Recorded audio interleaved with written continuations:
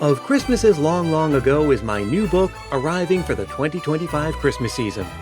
Find out what Christmas was like centuries ago. Sneak preview, it was weird, and spooky, and rowdy, kind of gross sometimes. Find it wherever books are sold in hardcover from Lyons Press and audiobook from Recorded Books. It's Christmas as you've never seen it before, and it makes a great gift.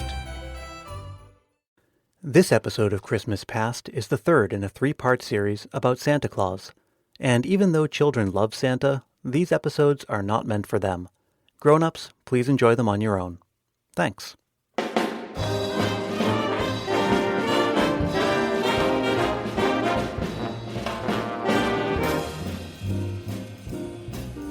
In Acts 1 and 2 of our story, we met the historical St. Nicholas and then watched as his legend grew and changed as it spread across Europe.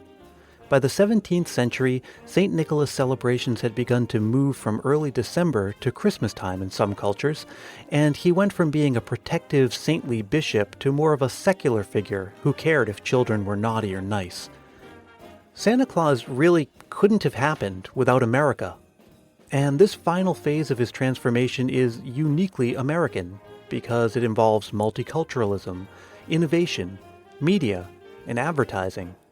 And now, for our third and final act, here comes Santa Claus. I'm Brian Earl. This is Christmas Past.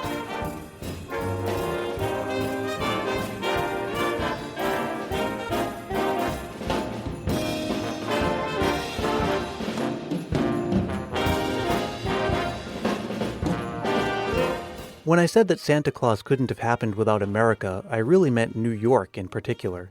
The people who bring it over to us are the Dutch who come to found New Amsterdam, which later is going to be called New York. That's Bruce David Forbes again, a professor of religious studies at Morningside College in Sioux City, Iowa, and the author of the book Christmas, A Candid History. The reason it doesn't come to us from other places is that the Puritans are people who are quite anti-Catholic. They don't really want anything to do with saints. And even the Church of England is kind of hesitant about that, so that all the other people who are coming across aren't carrying a St. Nicholas tradition. But the Dutch, it's almost like a glimmer of St. Nicholas. It came over to the colonies. Now, even though some places in Europe had started to move St. Nicholas celebrations down the calendar toward Christmas, it wasn't widely adopted. It wasn't until it came to America, and probably over the course of several generations, that it really became more or less official. And children will be happy to learn that Black Peter and others like him stayed back in Europe, for the most part anyway. The only companions Santa will have in America are reindeer, Mrs. Claus, and his elves. But we'll get to all of that. The point here is that the Dutch Sinter Klaas will have the strongest influence on the legend that will go on to become Santa Claus. That legend wouldn't undergo any major changes until a young writer named Washington Irving would leave his mark. This is the same Washington Irving who wrote Rip Van Winkle and The Legend of Sleepy Hollow, only in this case he was writing under the pen name of Dietrich Knickerbocker. In 1809 he published a satire called A History of New York, and in that book are references to St. Nicholas that bring him one step closer to the Santa Claus we know today. He rode a flying wagon. Not quite a sleigh, and it was pulled by horses, not reindeer, but it's a start. He slid down chimneys to deliver gifts. He delivered them into stockings. He smoked a pipe. But one important difference was that he came around on New Year's Eve and not Christmas Eve. But then in 1823, a newspaper in New York published a poem on Christmas Eve about Christmas Eve. It was the night before Christmas when all through the house not a creature was stirring, not even a mouse. This is a poem that went on to become one of the best known in the English language, but also really innovative in terms of St. Nicholas. Its author, Clement Clark Moore, picked up the ball from Washington Irving, but made some radically different changes. He writes that St. Nicholas rides in a sleigh. It's pulled by 8 reindeer. But maybe the biggest change of all was something you may not have even noticed, hiding in plain sight. A miniature sleigh, 8 tiny reindeer. In the poem, he is an elf, which, by the way, would help us understand how he could come down a chimney. And for about 20 years or so, I can't remember exactly, the poem was republished, but never with an illustration. The first time it was published with an illustration. If you look at that, he looks like a scruffy leprechaun. And all of this was without precedent. No one had ever described St. Nicholas like this before. It's said that this poem is largely responsible for many of the conceptions of Santa Claus that we have today. It had a hugely influential place in the history of Christmas gift-giving, but maybe more than anything else, because of how popular and widely known it was, the poem helped to standardize an image of St. Nicholas as a kindly, magical gift-giver, and really cement the idea of St. Nicholas coming on Christmas Eve. Here we see mass media rather than tradition and folklore affecting a general perception.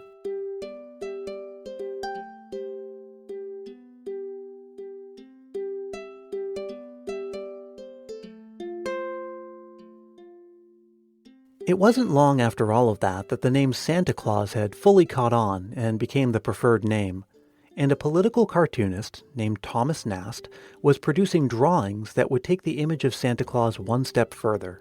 Nast worked for Harper's Weekly in the 1860s, and his annual Christmas drawings for Harper's holiday issue introduced a lot of new ideas about Santa. He adds more to the story of Santa, not really through words but through illustrations.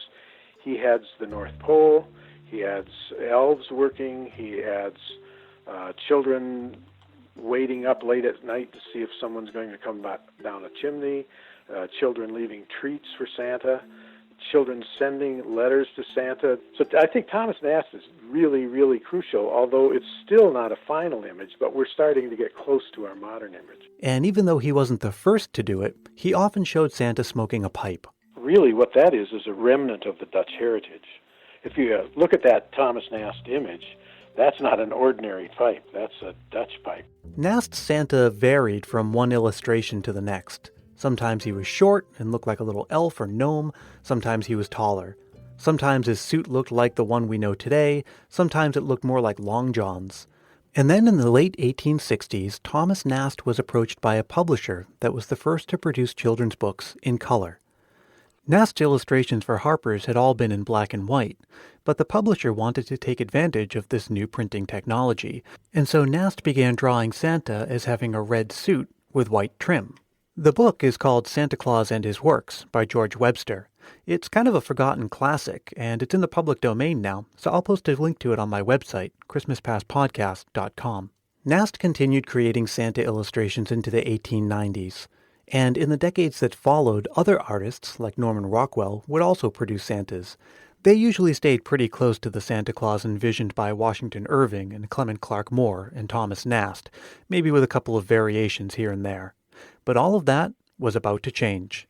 Haddon Sundblom was a commercial artist who had already done a great deal of work for Coca-Cola, and starting in 1931, and continuing for about 30 years, Sundblom would produce one or two annual Santa paintings for Coca-Cola.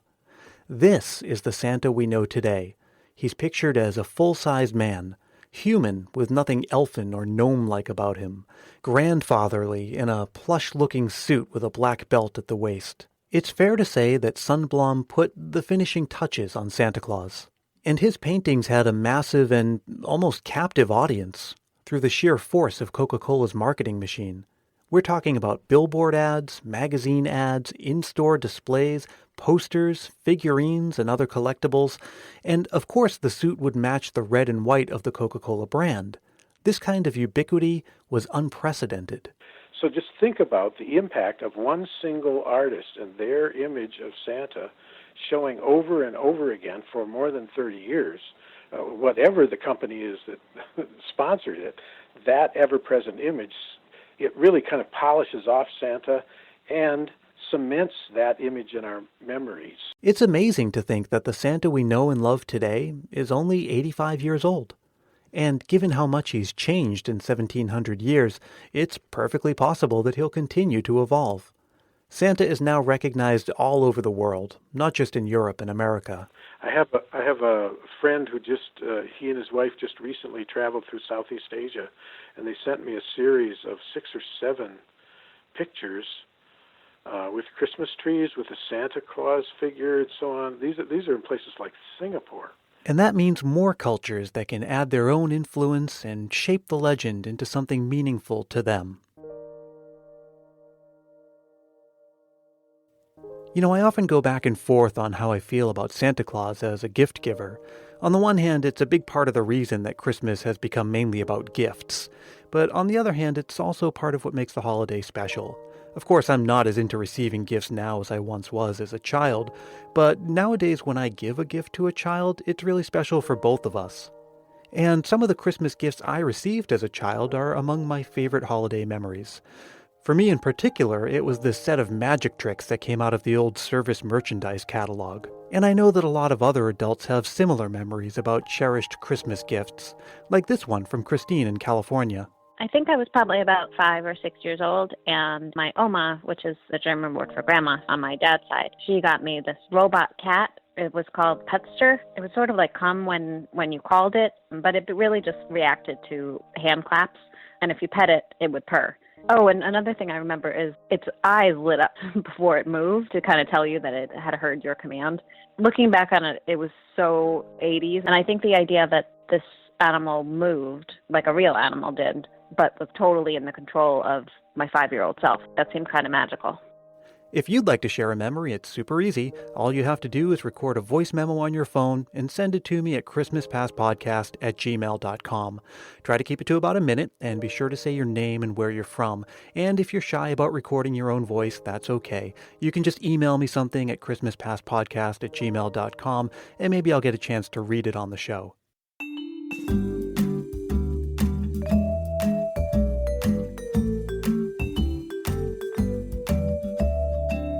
Christmas Past is produced in sunny San Mateo, California by yours truly, Brian Earl.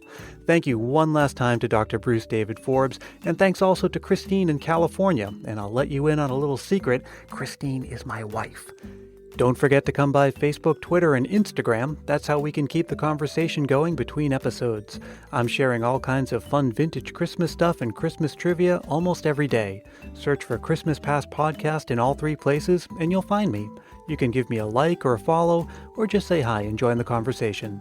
And if you have any questions or feedback about the show, including suggestions for future topics, I'm all ears. Get in touch with me through social media or email, and I would love to hear what you have to say.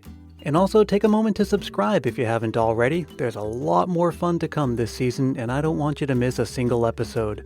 You can subscribe on iTunes or however you get your podcasts, and I'll have more information about subscribing at christmaspastpodcast.com. And also on christmaspastpodcast.com, you'll find show notes for this episode and all the previous episodes. For this one, I'll have information about some of the materials we discussed here, like that children's book, along with info about the music you hear on the show, and a lot more. Again, that's christmaspastpodcast.com. Thank you very much for listening, and I hope to see you in the next episode.